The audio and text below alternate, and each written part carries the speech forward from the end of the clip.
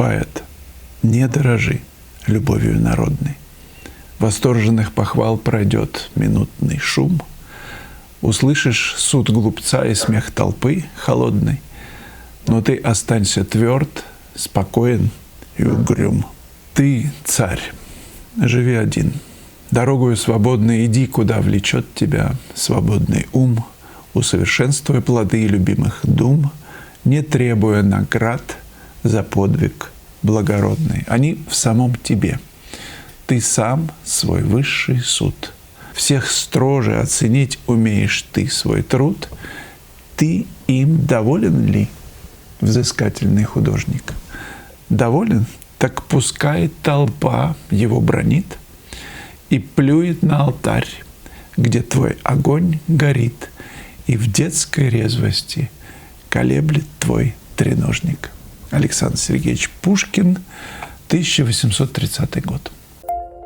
Олег Чумак. Привет, Олег. Это художник из Швеции. Олег приезжал ко мне на выставку в Петербурге. Слава, хочу отметить искусство твоего оператора. Это, наверное, Юлина творчество. Спасибо за труд. Стольким людям вы подарили радость. Олег. И Юля, и я, мы учились операторскому искусству. У нас была студия, 15 лет мы выпускали фильмы. Сколько мы с Юлей ездили в Индию и в разные другие места.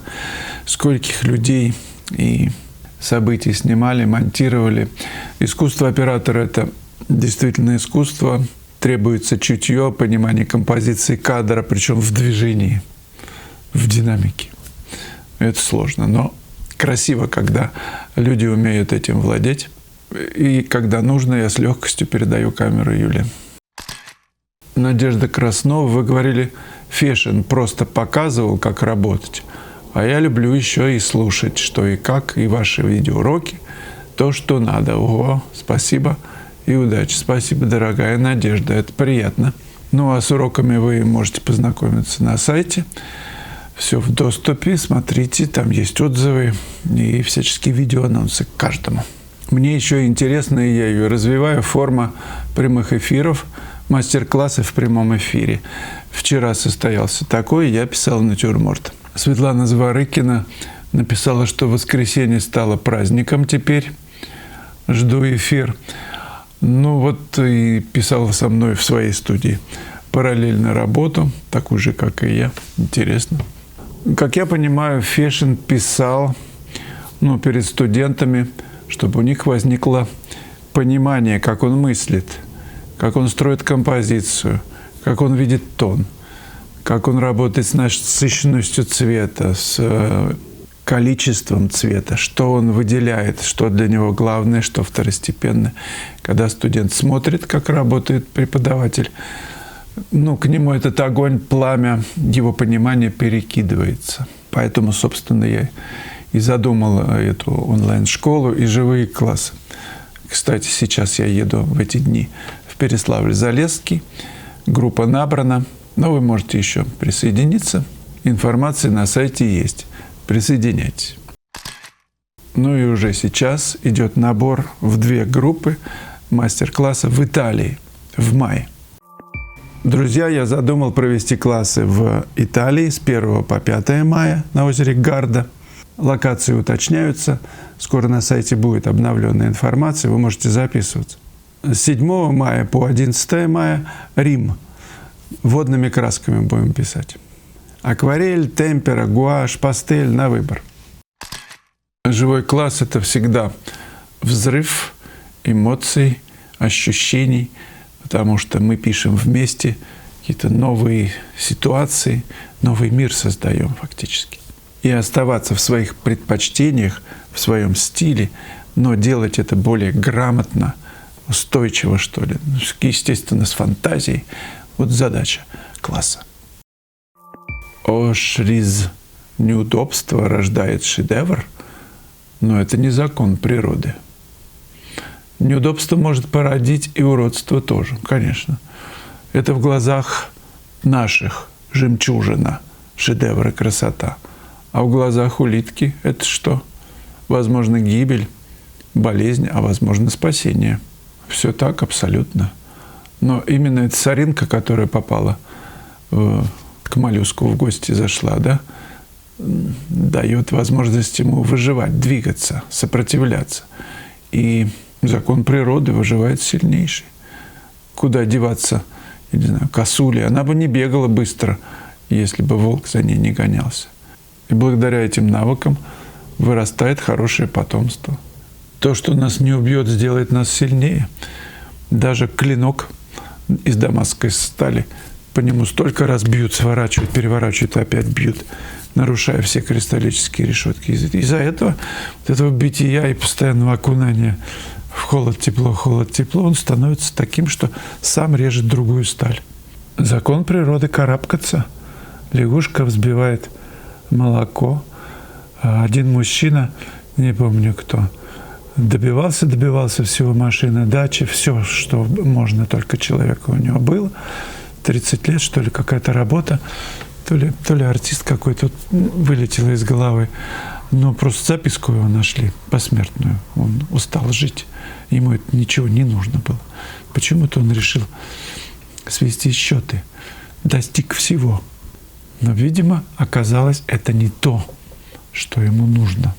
Это я к тому, что если нам удобно, все есть, это еще ничего не значит.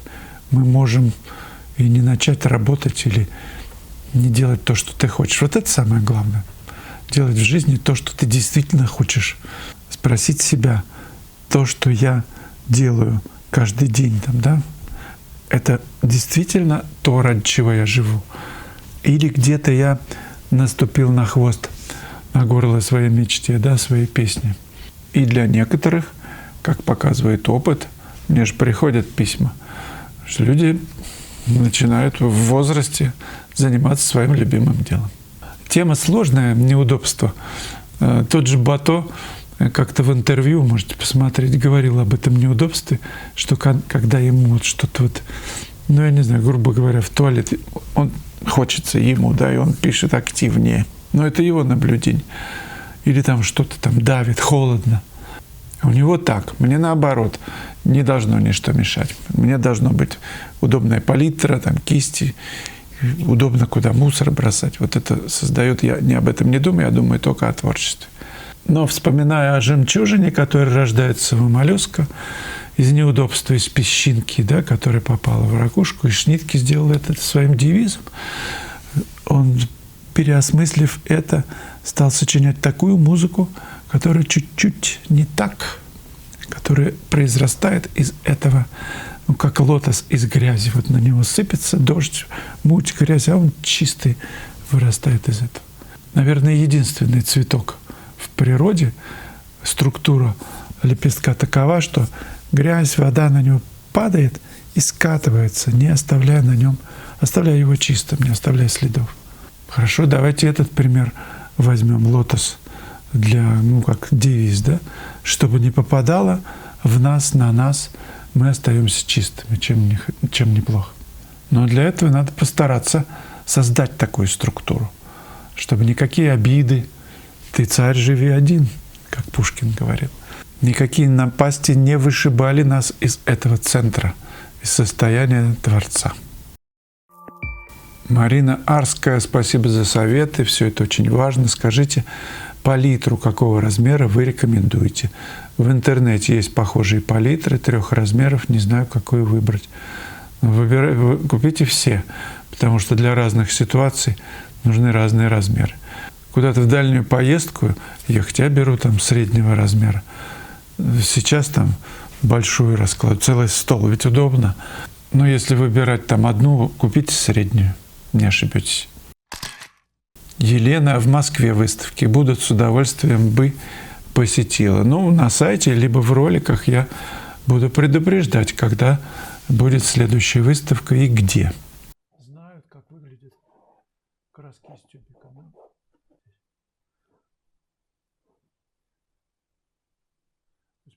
После закладываем, сразу пятно, все.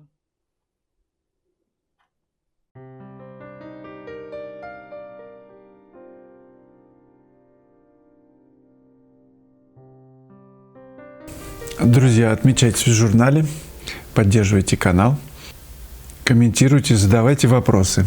Буду отвечать. Предлагаю еще одно кино посмотреть после этого. Там тоже отметьтесь, пожалуйста. Русский музей. Я покажу картины Врубеля, Серова, Коровина, Семирадского и других. До свидания, ребята. Увидимся. Пока.